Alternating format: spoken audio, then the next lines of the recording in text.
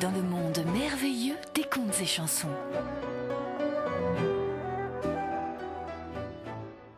Quand tu entendras cette musique, tourne la page. Je vais te raconter une histoire. Les habits neufs de l'empereur.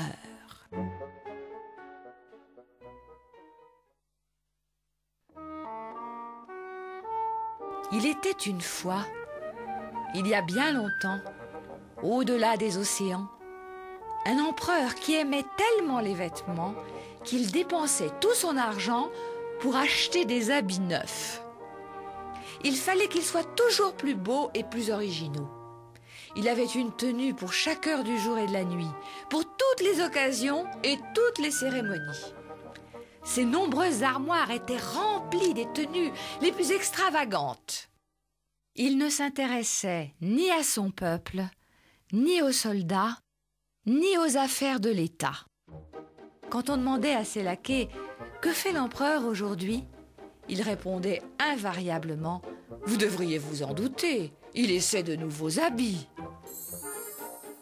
Comme on peut s'y attendre avec un tel empereur, le royaume n'était habité que par des marchands et des fabricants. Cordonniers, couturiers et chapeliers s'appliquaient à inventer de nouvelles couleurs, de nouveaux modèles, afin d'attirer sur eux la bienveillance de l'empereur. Chaque jour arrivaient dans la ville des étrangers venus du monde entier, les valises remplies de tissus de tous les pays. Un jour, 2 brigands, se faisant passer pour des tisserands, se mirent à crier sur la place du marché. « Oyez, oyez, bonnes gens, et vous aussi, riches marchands, écoutez bien, mon frère et moi sommes tisserands. Nous rapportons d'un voyage au Beloutchistan le tissu le plus extraordinaire de tous les temps. Sa couleur vous éblouira le cœur et sa légèreté vous laissera bouche bée. Mais attention, bonnes gens, cette étoffe ne peut plaire qu'aux personnes intelligentes, car elle est invisible aux yeux des sots. » La nouvelle de l'incroyable découverte des 2 frères tisserands se répandit rapidement à travers tout le royaume et parvint aux oreilles de l'empereur. « Oh, qu'on me les amène tout de suite !» ordonna-t-il. « Je veux que, de ce tissu, il me confectionne le plus beau des habits. Non seulement je serai l'empereur le plus élégant, mais en plus, je saurai, aussitôt en le portant, qui parmi mes sujets est sot ou intelligent. » On convoqua sur l'heure les faux tisserands dans la salle du trône. Ils saluèrent très bas l'empereur et commencèrent à vanter les innombrables qualités de leur tissu extraordinaire et bien entendu très cher. « Je veux des habits taillés dans cette étoffe, » dit l'empereur. On installa les 2 tisserands au palais et l'empereur leur donna 2 grosses bourses remplies de pièces d'or. Mais ce n'était pas suffisant. Ils demandèrent encore plus d'argent pour acheter des fils multicolores, des fils de soie, des fils d'argent et d'or, et des machines dont personne ne connaissait l'utilité. Jamais on n'avait vu un tel appareillage. Nos 2 brigands se mirent à l'ouvrage. Ils tissaient nuit et jour, s'affairaient autour de leurs machines et prenaient des airs importants. Mais en réalité, ils faisaient semblant de travailler pour demander régulièrement de l'or et de l'argent que l'empereur leur faisait porter par coffres entiers. Les jours passaient et la curiosité de l'empereur s'aiguisait. « Il faut que je sache où en sont les 2 tisserands dans la confection de mon costume. Mais le pouvoir magique de ce tissu m'inquiète. Supposons que je ne vois pas le tissu. Je passerai alors pour un sot aux yeux de mon peuple. Il faut pourtant que je sache où en est mon costume. Que faire? Se demandait-il. L'arrivée du grand chambellan mit fin aux interrogations de l'empereur. Grand chambellan, je suis content de vous voir.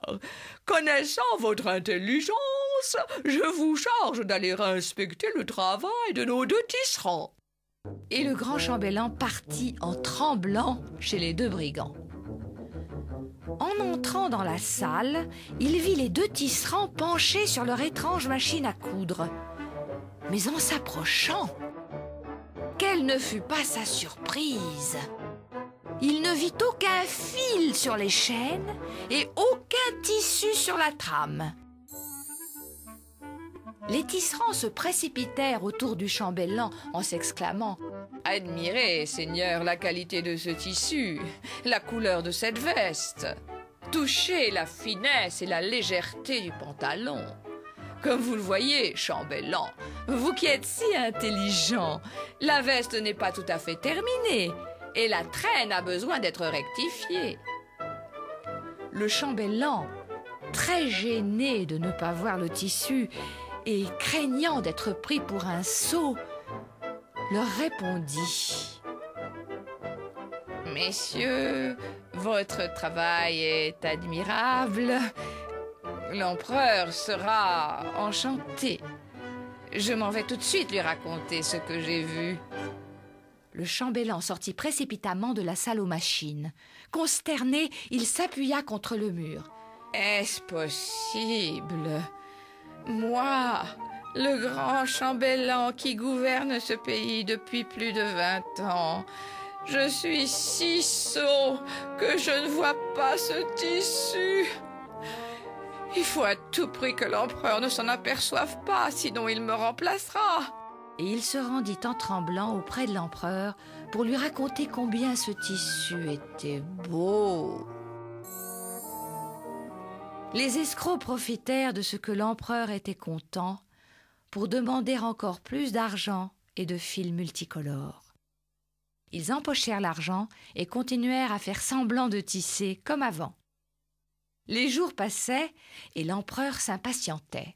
Mais une fois encore, la peur de ne pas voir le tissu l'emporta sur sa curiosité. Il envoya donc son conseiller inspecter le travail des deux tisserands. Mais lorsque celui-ci s'approcha des métiers à tisser, il eut la même surprise que le grand chambellan. Lui non plus ne voyait rien. « N'est-ce pas une merveille que ce tissu? Ces dessins ne sont-ils pas admirables ?»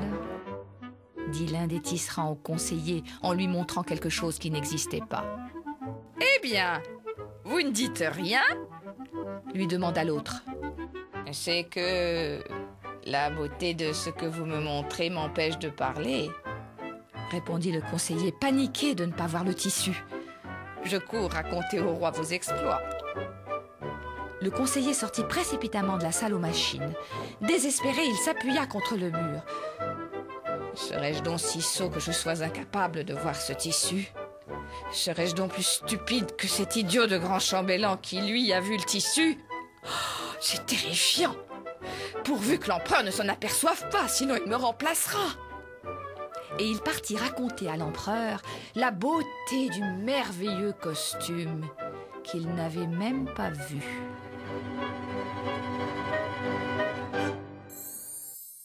L'empereur se décida enfin à aller voir le fameux tissu. Il se rendit chez les tisserands, suivi de la cour, du grand chambellan et du conseiller. Mais arrivé dans la salle, l'empereur se frotta les yeux consterné. « Dites-moi, grand chambellan, » dit l'empereur. « Je suis de votre avis, Majesté, ce tissu est époustouflant. » « Dites-moi, conseiller, » reprit l'empereur. « Je suis de votre avis, Majesté. Cette étoffe est exquise. » L'empereur, qui ne voyait pas plus que les autres le tissu, pensa. « Moi, l'empereur, je suis donc le seul à ne pas voir ce tissu. Je suis donc la personne la plus sotte de mon royaume. Quel malheur! Il ne faut pas que mon peuple s'en aperçoive. Messieurs les tisserands, ce que vous avez fait là est digne des plus grands. Votre ouvrage est remarquable. Cela tient du miracle. Je tiens à vous féliciter. Non seulement vous serez décoré, mais en plus, je porterai cet habit pour la grande cérémonie nationale qui aura lieu demain. Vous avez la nuit pour finir votre travail et pour mettre ce costume parfaitement à ma taille. Et l'empereur, majestueusement mais tristement, retourna dans ses appartements. Le lendemain matin, les deux tisserands se rendirent chez l'empereur, les bras chargés de rien du tout. Médusé, l'empereur les regardait déplier du vide et étaler du vent. « Majesté, veuillez enfiler doucement le pantalon. Voilà, la veste maintenant. Elle n'est pas trop lourde, j'espère, » disaient les tisserands. C'est parfait. Le tissu est très léger, dit l'empereur. On voit que votre majesté est un connaisseur, reprirent les tisserands en chœur. Regardez-vous dans la glace, majesté, et dites-nous comment vous vous trouvez.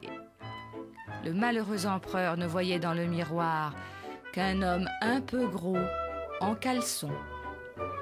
Mais il se força à faire croire au tisserand qu'il était très content et qu'il se trouvait d'une élégance à faire pâlir l'empereur de Chine. L'empereur fit semblant, une fois encore, de contempler ses habits neufs dans le miroir et dit dans un long soupir: « Monsieur, je suis prêt. » Puis ils descendirent fièrement les marches du palais. Dans la rue, la foule l'acclamait et murmurait: « Comme les habits neufs de l'empereur sont beaux !» En effet, personne ne voulait laisser remarquer qu'il ne voyait rien pour ne pas passer pour un sot. Jamais les parures de l'empereur n'avaient obtenu un tel succès. Soudain, une petite voix d'enfant s'éleva dans la foule. « Oh, regardez! L'empereur! Il est tout nu !» Et les gens reprirent: « Mais c'est vrai, l'empereur est tout nu! Tout nu, tout nu, l'empereur est nu! Il est nu, tout nu !» L'empereur blêmit et fut parcouru d'un grand frisson. Il venait de comprendre que les deux tisserands s'étaient bien moqués de lui. Mais il était l'empereur, et il fallait bien qu'il subisse la leçon. Imperturbable, il continua de marcher en tête du cortège, l'air aussi majestueux que possible, mais en pressant le pas. Depuis ce jour, l'empereur décida de ne plus jamais s'intéresser aux habits et de s'occuper un peu plus de son peuple, de ses soldats et des affaires de l'État.